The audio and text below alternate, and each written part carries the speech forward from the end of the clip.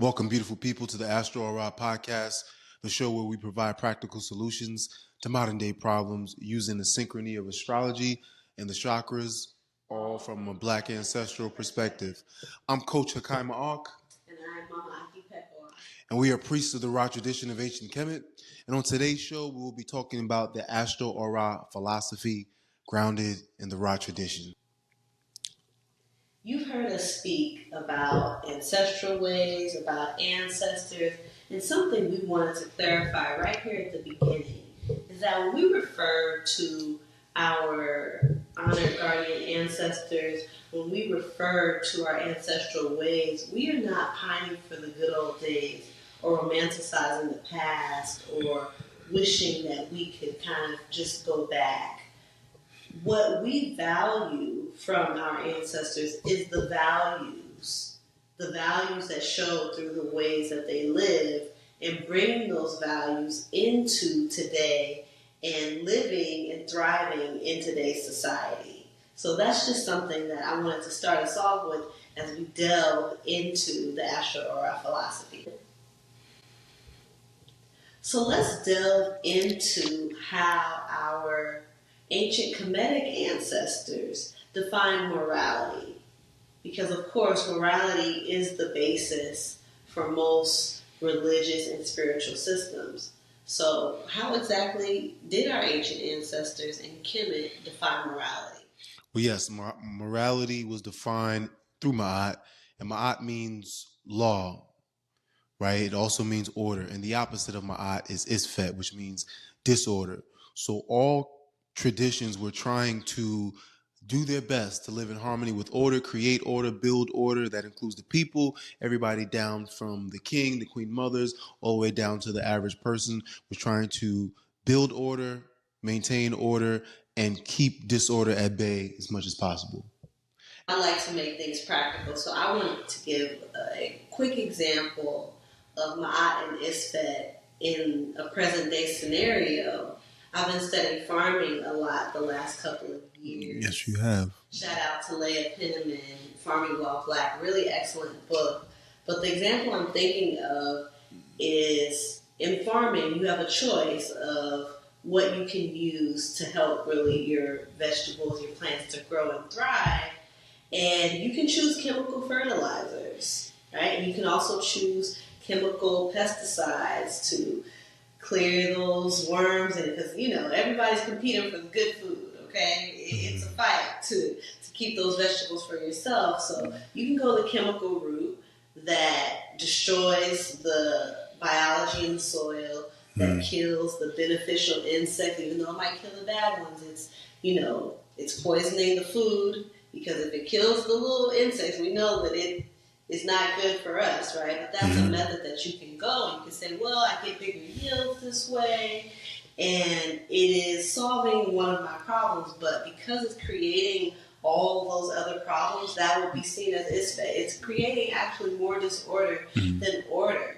And then on the other side, Ma'at, you have these methods of farming where you use what the earth gives us to make natural compost that builds up the soil, knowing that the generations that come after you're going to have to inherit this land, and it needs to be fertile. So that is Ma'at. Ma'at is a solution that creates more solutions rather than more problems. So I just wanted to that was deep. That was deep. Let's talk about how our ancestors determined what was in harmony, what was in balance, and what created order, or Ma'at, in the world. Yes. So what creates harmony, what creates Ma'at, it's always relative to what the people need, what the environment is, and once again, what age it is. So one thing that was always consistent, regardless of wherever you went in Kemet, whatever the environment produced, whatever food, plant, different deities people honored, it was the written code, right? You have the maxims of Ptah, you have the instructions of Kagamemna, you have the 77 instructions for human behavior from the Dogon, you have the 42 principles of Ma'at. There's always been a moral written code. You see it in other religions and other spiritual systems. There's always something to tell you what's right and what's wrong. Another part of that is following the heavens. And when I say following the heavens, I mean looking at the astrological bodies, looking at astronomy, because the ancients understood that God also speaks to you through the heavens, right? When a planetary transit is happening, and the age is crossing over, we're being told what you should be focused on. In the same way it is in your own personal astrology chart, you're a certain ascendant, you have a certain rising sign because there's a certain focus, a certain guide that you need to do in this life. In this age, right, the age of Pisces, how we govern is going to be different from how we were governing in the age of Amen, in the age of Aries. And on the ground, on the earthly level, because we live in the Western Hemisphere, because we are living in capitalism, those same moral codes from Ptah, and Kagamemna are going to have to be modified and made relative to the time that we're living. And that whole adaptability is what creates order. Because, as you said earlier, if we were to try to live exactly as the maxims of Ptah said, knowing that that's over 4,000 years ago, that would actually create Isfet right now. And it would not be adaptable, and it would cause more problems than solutions. Absolutely. Absolutely. So, with astrology, it's so interesting because last cycle, when the sun was in Scorpio, we saw something. It went down. It went down. Yeah. Sign still delivered. That Scorpionic energy was definitely coming through. Yeah. And the reason why we're mentioning the sun is because the sun lunar axis, new moon, always dictates what the energy is going to give out, at least monthly. And so when the sun was in Scorpio, when the sun's in Scorpio, it usually means that something that is hidden in the darkness is going to be illuminated. And what did we see? We saw Cassie come out and say that all of this stuff was happening behind the scenes, these power plays, all Scorpio characteristics, these power plays. There are rituals going on, right? The natural eighth house, which is Scorpio, right? And in the age of Pisces, to speak of order and speaking properly, Scorpio is actually the ninth house.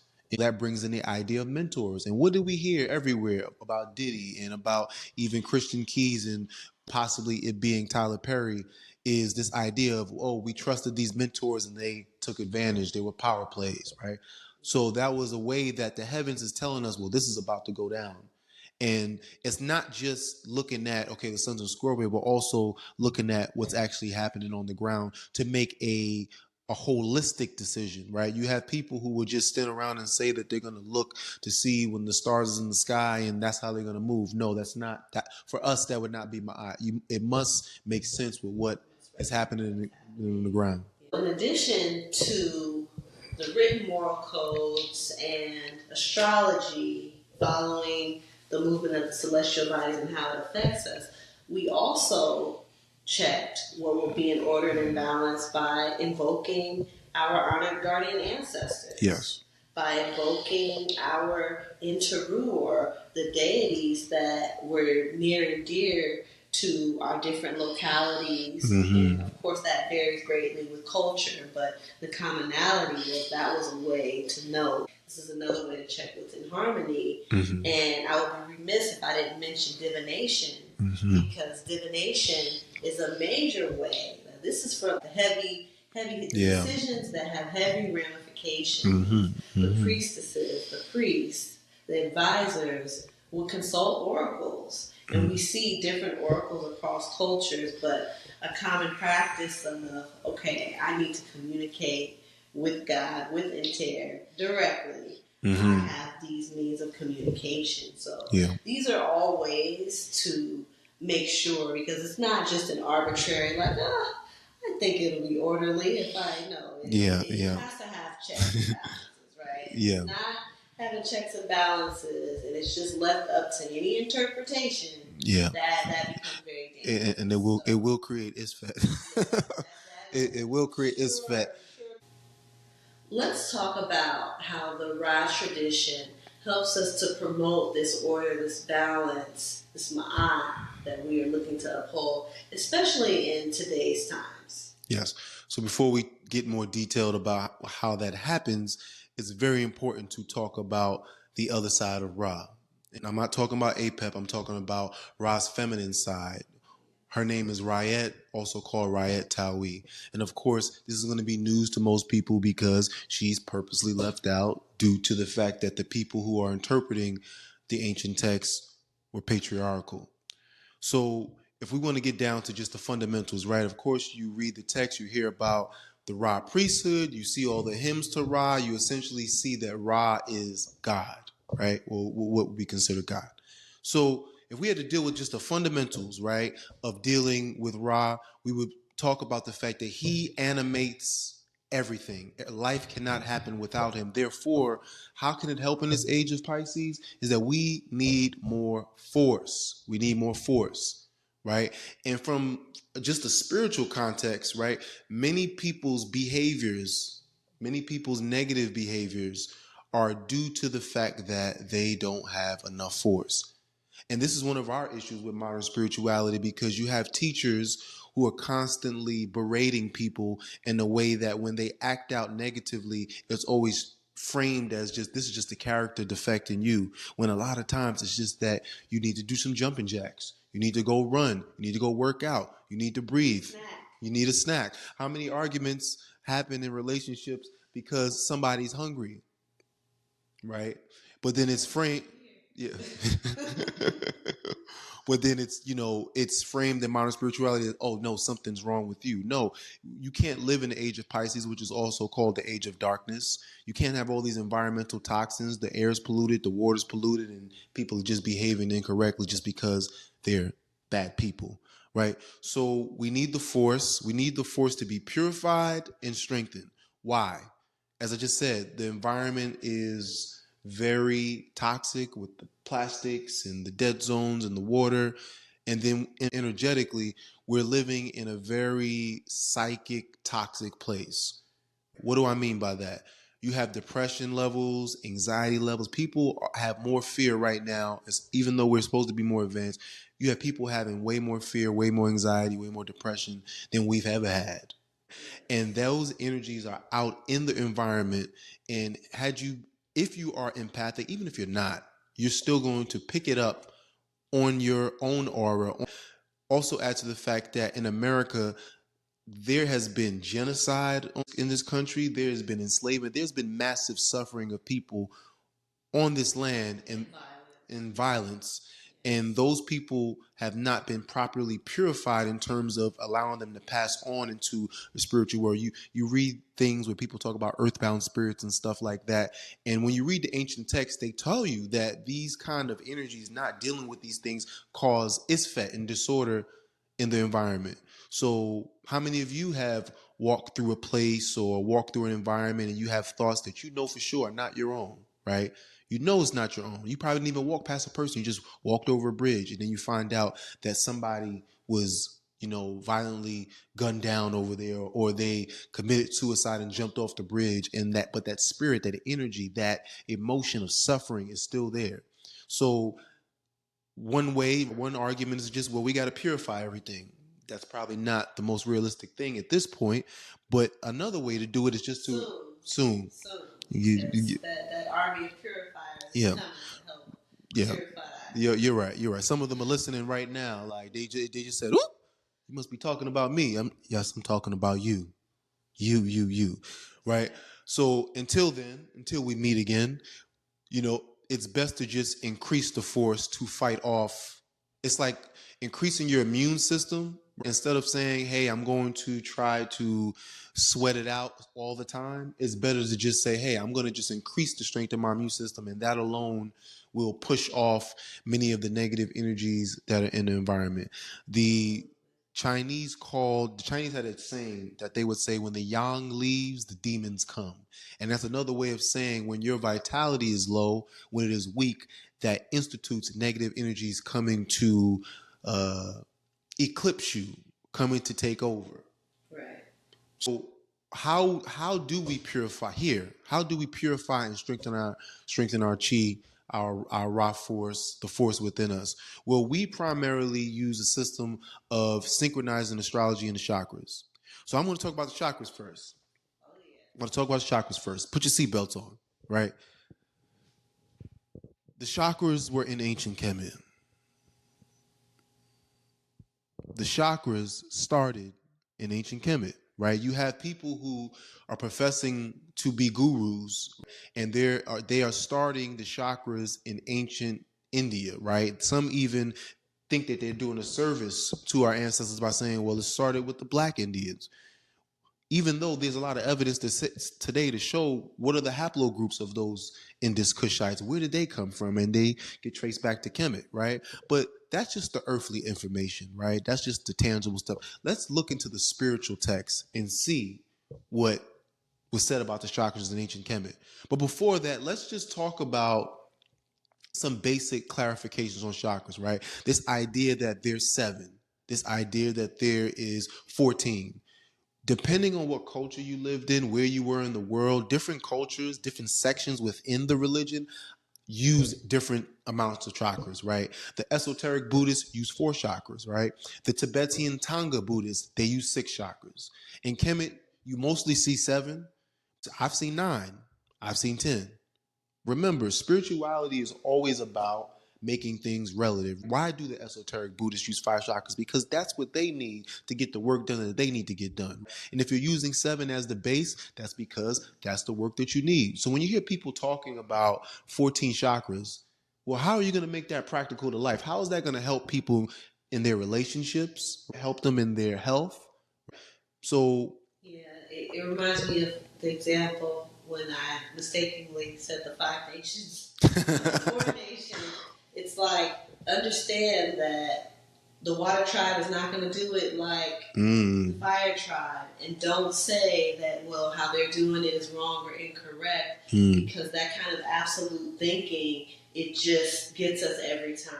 It's not wisdom. It doesn't leave room for the variety. If Inter wanted just one way of doing things, why would there be so much variety in this earth? And variety that keeps expanding. Yeah, right? yeah, I mean, yeah. Definitely. Speaking about plants, because that's my favorite thing. Yeah.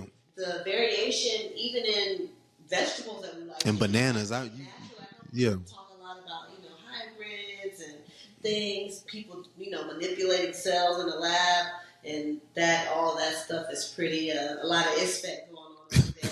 But if you just we plant some squashes in the back, they're gonna cross and they're gonna make new breeds of squashes. Like it's a natural thing. This variation of life. It pains me when I see purported gurus and people who claim to just have this high spiritual level, but they speak down on anything that is not their tradition. And one thing here in Astro that we want to recognize is that there are many different ways to approach it. There are many different ways, but the way that you approach it is best if it does reflect your ancestry. It's best if it does reflect your culture, your geography, and the time that you're living in. It has to be relative. Yeah, and to add to that clarification, what were the names of the chakras in ancient Kemet? You have many different names. You have Arit, you have Arat, you have Orat, right? You have Chesu, Kasu, Kesu, whatever way that the person is choosing to pronounce it. You have all these different names to describe these energy centers, because the real story is that the energy centers exist in all human bodies, and when people are practicing living in harmony with God, everybody's going to notice these energy centers. Were translated also by the Greeks as the Uraeus, right? So when you hear people saying stuff like the ancient Kemites called the chakras Neteru, there's no evidence of that in any spiritual text. That doesn't even really make any sense. It's not true. It's not backed by anything. So I'm going to read a statement. I'm going to read 2 statements. The first one will be in the pyramid text, and this is to show the chakras being there. Now remember, the pyramid text was written almost 5,000 years ago, so it's got a good almost 3,000 year head start on any of the texts that talk about the chakras in India. The pyramid texts have been around for over 50 years. So if anybody's been doing any studying, they will be able to have found this themselves. So This is in Utterance 318. King Unas is the Gnaw snake, the leading bull, who has swallowed his 7 oratu. And so his 7 neck vertebrae came into being. They actually are saying 7 uraei cobras, who give orders to his 7 pesjetu to hear the words of the king. Right? So they're verifying the fact that these 7 sundis, these 7 uraei cobra, are sitting in his neck vertebrae, in his spine, in the same way that in India the chakras sit in the susumna, which is the energetic aspect of the spine. The next text. Is that like the Tai Chi pole? The Tai Chi pole in Taoist. Oh, yeah, you're good. Okay. The Tai Chi pole in Taoist energetics. The next text is in the Pertim Heru, so-called Book of the Dead, right? Chapter 71, written almost 4,000 years ago. And remember, this book was translated by Wallace Budge over 100 years ago, so this information has been out. So, OU 7 knots, right? Knots, Kesu, Kasu.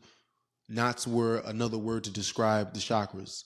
OU 7 knots, the arms of the balance on that night of setting the sacred eye in order, who cut off heads, who sever necks, who take away hearts, who make a slaughter in the island of fire, reference to purification. I know you. I know your names. May you know me as I know your names. If I reach you, may you reach me. If you live through me, may I live through you.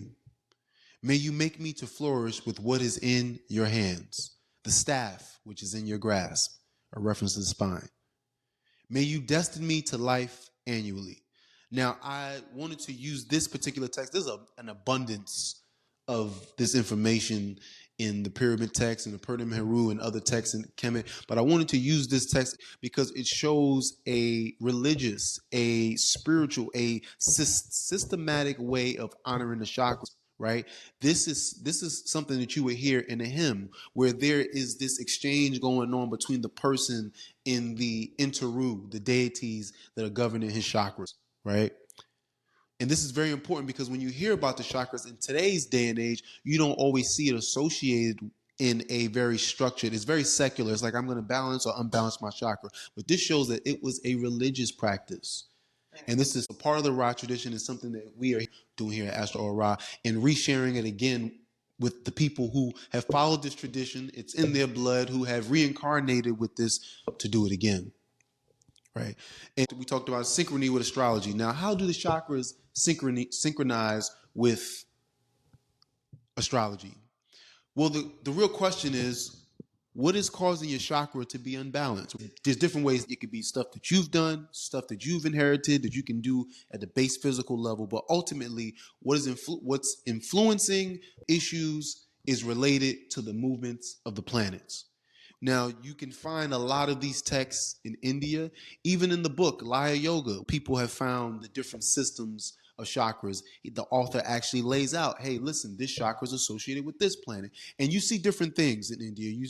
For example, Mars is typically the manipulative chakra, but you see Jupiter associated with the manipulative chakra in certain systems. Well, right now, Mars is in the sign of Sagittarius. So the manipulative chakra, the desire to assert oneself, desire to dominate, the desire to go take what's yours or what you believe is yours, is in the natural sign of religion. And what do we see in the Middle East? We see a government, Israel, justifying their assertion, their dominance over other people based on religious fundamentalism. If you look at your own personal chart, let's say that you are a Gemini ascendant, Mars is in Sagittarius, in your 7th house. Ask yourself, how do you feel about business right now? Do you feel like going to start a business? How do you feel about your relationships? How do you feel about your marriage? Have you been getting overly angry at your spouse or your other relationships? And these are all very verifiable. And this is what I love about practicing the system, is because these things are very practical. They're very verifiable. Yeah. It's quick. It's quick. It's like it's not something you can doubt. Well, let me look in the heavens and see what's happening. Let me look on. It's right there for you to see. So it's applicable, it's practical, and it gives you a sense of groundedness and joy.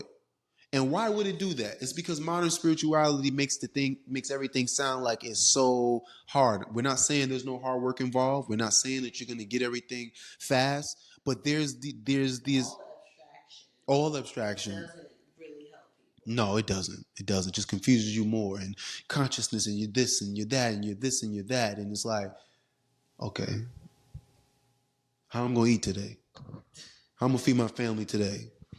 Right. I got to go ask consciousness, you know? Well, no, let me ask my spirit. You know, it's... Oh, yes. Yeah. Oh, yeah. So, another aspect of the Ra tradition is pleasure. Mm-hmm.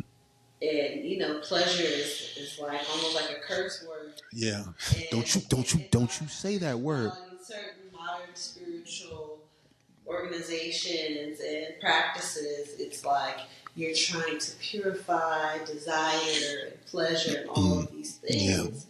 Yeah. And I like to say, you know, that many people feel like they have to step out on God, like speak out, like, I'll be back, God, to go have a good time. But our ancestors, they stepped out with inter, you know, they stepped out with their divinity and that spirit of celebration and enjoyment and understanding how nourishing it is and how necessary it is.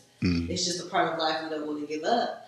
Of course, we know that everything is weighed by, is it producing order or disorder? So snorting a pound of cocaine is like... That's his fact. That's not honoring God. But I want to share this quote from the person in Peru speaking about pleasure. In the spiritual text? In the spiritual text. What? Yes. Oh, man, that's interesting. Yes. So it says, homage to thee, O Ra, in thy beauty, in thy splendors, in thy seats, and in thy plenitude. Thou hast brought the milk of Isis to Teta, and the water of the celestial stream of Nebhet, and power to journey over the great green sea, and life and strength and health, and the pleasures of love, and bread, and beer, and apparel, and everything. So I thought it was so interesting because we know that sex, love, the pleasure of that is a big part of connecting with interior. That is trying to, you know, people try to push it down. Yeah. Till it wreaks havoc on them after. Like you can't push that down. Right. And we're talking about, you know, when there's a connection, not the transactional intercourse that is very popular in this day and age. But when there is that true connection, that intimacy, that there's a lot of pleasure, that there's a lot of healing there. But I thought it was interesting that it mentions bread, right? So we're bringing in food, right? For food to be enjoyed and a pleasure to be enjoyed. There's also in the Maxims of Ptahhotep. There is also a reference to, like, you know, you're supposed to enjoy, and if you overwork and don't enjoy, that is that's not balance. I think that life is just serious, and you know, you have your discipline when you need it. And you have that pleasure and that enjoyment of life and know that both of them are bringing you closer to interior. It's not one or the other. And it also mentioned apparel, which I thought was beautiful. You're getting fly. My next point. Rock, can I add something to that point? Absolutely. See, the important thing that the person that is being spoken about here, who is speaking, Teta, is very important that if you look earlier in the text, she's described, they wrote Osiris Teta, right? Or Osir Teta. She had the title, a high spiritual title of an Osir. Right. And here we have this person that's talking about the pleasures of love and strength and dancing and being fly. Oh yeah. And they reached a certain pinnacle of spirituality, a high level. Absolutely. And they were enjoying life. Oh yes. Yes. So self-care and love, it fits right in there. I always tell Hekai, listen, when I'm putting my clothes on, doing my makeup, finding my earrings, this is my other cheat arm, okay? Because we do our energy cultivation practices, and we breathe, and we do do all these things, but you know, it is well known, right? I love that meme about like how a man acts when he has a fresh haircut. How a brother be acting. Why your voice so deep, man? Exactly. We know that, you know, when our loved ones, our friends, our family aren't feeling well, one of the first things we'll do is go roll up like, listen, you need to get out of bed, shower, smell good, put on some fresh clothes, let's get your hair done. Yeah. These things we know raise our force, raise that energy, raise that, you know, that young energy so that you have the energy. And I know for me, sometimes it's like, okay, listen, that little eyeshadow just boosted me like 50 XP, okay? And it affects the people around you too, you know, and not just because I'm your husband, but but it affects the people around you when you fly. I mean, I've seen the effect you have on people, and you know, I've seen people. You know, we have a neighbor who she was tired when she came home from work, and she saw you come out the house, and hey, oh, you're just so beautiful. Look at that. I'm like, wow, did she just get some? She just got energized, cheat up, and G'd up of just how good somebody else looks. So that would be not just sharing peace in the world, as they say for spiritual people. That would be sharing joy and sharing beauty. Look what that did. Absolutely. So self-care and love is another path of the Raj tradition. Ooh. And I know now you're going to share. Oh, I've been waiting for this moment.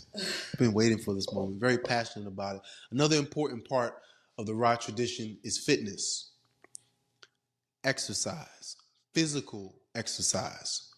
And the reason why I'm placing emphasis on it is because in modern spirituality, people believe if you were to Google spiritual fitness, you would get pictures of people doing asanas and yoga. We are not saying that you don't need to do asanas and yoga. We do yoga. We're saying that you need weight-bearing exercise. You need weight-bearing exercise. And modern spiritual, in this day and age, yeah, because we're not in the fields like we were in ancient times working. There's always movement. We know in a more industrialized society, there's more sitting. Our physical bodies are probably the weakest they've been in thousands of years. We don't have the core strength. I mean, we have 2 children under the age of 3, and it's amazing to watch the stuff that children can do as you see their core structure build and the way they move their body, and to know as an adult you can't do that. And the fact you can't do that means that you lost it. Right. You lost it, right? Pound for pound, these babies are stronger than us, right? And it's a bit embarrassing, you know. It's motivating, but it's embarrassing. So we need physical exercise. But you're saying, well, you're spiritual. Why do you need physical exercise if you're spiritual?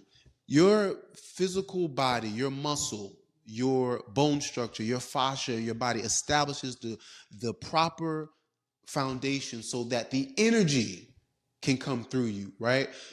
And even if you're not formally possessing at a ritual, from just your astrology chart, if you are Aries ascendant and the Nubian Interu Hekaimaak or Sekhmet is an energy that is with you, that you have to walk with. It's a part of your work you're supposed to do. Well, that entail is not going to come through if your heart is weak. And the heart is extremely important overall. And I'll come back to that point. Let me stick to the physical form part. I'll give a great example. Apple Lightning charger.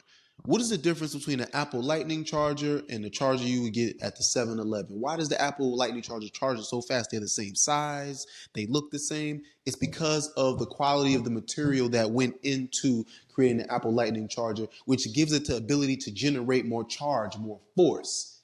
How does that relate to the human body? The quality of your muscle, the quality of your ligaments allows the chi to flow through you better. And with more force comes more wisdom. When you see a lot of the deities of wisdom on the walls in ancient Kemet, you usually see them with a crown of Kemenu. It has ram horns. You follow me? So in order to walk with the right energy, in order to strengthen your vitality, to acquire wisdom, to focus, you need force. Now let me get back to the heart, because the heart, when you look at spiritual culture, when you look at religious culture, the heart is the center of everything. In India, it was the Hridaya. In Kemet, it is the Ebb. In the Taoist tradition, it is the Shin. Your heart is extremely important. Now, let's not give in to the lies of Egyptologists and certain statements that people make today and say that the ancients were primitive and they were just talking about pie in the sky and heaven. No, the heart, the physical heart was just as important as the spiritual heart. In ancient Kemet, when someone was mummified and they removed the organs, they left the physical heart. The physical, and I'm saying the reason why I'm bringing up the physical heart is because in this day and age, that translates to having the proper cardiovascular health. So there was a ritual in ancient Kemet called the Hebsed ritual. It was a ritual that was done for kings or the leader of the country every 30 years and then every 3 years after that. And that ritual was the king displaying that he still had the vitality, the strength to lead the nation. Now, what in modern terms, the king, the leader came out, did some cardio, ran around a track a couple times, lifted some items. It was all a part of the same ritual. Went and gave honor to this deity, this city. One of the oldest kings, one of the kings that reigned the longest, Ramesses II, came out at 80 years old and was getting it with the Hebsed ritual. Came out at 80. The qualifications for leadership starts in the heart. Starts with courage, starts with focus, starts with awareness. So we already understand the scientific articles that have confirmed the emotional benefits of exercise. And these scientific studies are very important. Why? Because isn't spirituality about getting control of your emotions? Not eliminating them, but getting control of them. And if exercise can help you do that, then exercise is one of the best tools to change behavior. In the Ra tradition, you can sit and meditate, or you can take the trance higher. So, and this is very important to talk about trance, and we'll talk about this more in another episode. The modern way in spirituality to change behavior is this idea that all you have to do is sit down and meditate. That's the only way to change your behavior. That's the only way to internalize consciousness. And they explain it in all these elaborate ways about you got alpha brain waves, you got delta brain waves, and all of these things. And from the Kemetic perspective, that would be you going down to get Osir that has died at the bottom of your consciousness. But what about Ra? What about the other side, right? You follow me? Those same alpha waves that you get from sitting down and meditating, you get those same alpha waves from doing cardio. Exercise is the number one way to strengthen your immune system. It doesn't just strengthen your physical immunity, it strengthens your psychic immunity. It pushes things away, it keeps you strong, it keeps that force strong, and is a high level technique for behavioral modification when used properly. And the last part that we want to talk about today with the Ra tradition is breath work. We do not advocate against breath work. We just see that a lot of people are doing breath work and breathing exercises without having a cosmology or a spiritual practice to process and deal with the releasing of traumas and emotions that we see happening right now, and it's just increasing. Right. And our cosmological basis for our breathing exercises is a story from ancient Kemet. We often hear about the resurrection of Osir. Most people talk about it, it's everywhere. But we don't hear about the resurrection of Heru. Most people don't know that Heru died. There's a story that involves the Interu Tahuti, Ra, Serket, Nebhet, Aset, and Heru. Heru gets stung by a scorpion from Set and dies. Paraphrasing the story. Rituals are done. Ra sends, Tahuti sends Serket down. They do more rituals and they revive Heru. Now, why is that very important in this day and age, especially for people of Black ancestral descent? When we understand what Heru signifies in terms of the will to fight, the will to stand up, the courage to stand up, the clarity that is required, we're being told by our ancestors that starts with breath work. Well, how do I know it starts with breath work? Well, when you look at the shape of a scorpion, you see our thoracic cavity.